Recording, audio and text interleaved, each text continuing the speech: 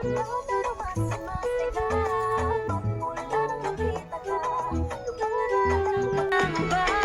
Pag ika'y kapiling na, feels like someone I'm with you. Parang islang patropiko. Can't wait to go back with you. Sa islang patropiko. Sa islang patropiko. Sa islang patropiko. Marinagay sinasayaw mo at pinapatugtog mo. Parang di maganda sa pandinig ko ah. Aba mare, uso to ngayon. Pantropiko by Bini. Kaya di walang wifi sa bahay at di mo sila nakikita sa Facebook. Sino ba yung Bini na yan, Mare? Mas gusto ko pa yung pinapatugtog ko sa umaga, yung selos.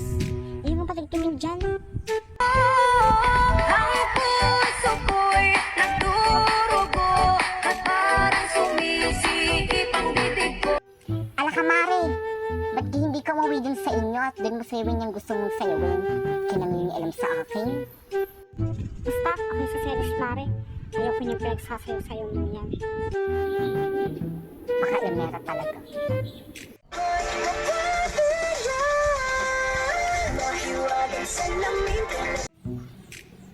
Ala, ako mare kong hilaw.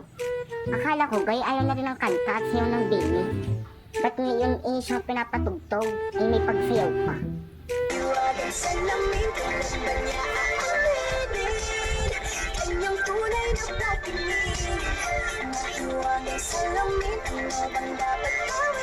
Mare, maganda nga pala yung kanta at sayaw ng Bini.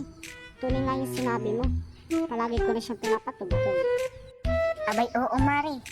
Akala ko ba'y ayaw mo at ang gusto mo yung ang puso ko'y nagdurugo para bang sumisikip ang bibig ko. Hindi na, Mare. Paborito ko na sila ngayon. Ay tunay kang kamukha ko pa ng isang Bini doon.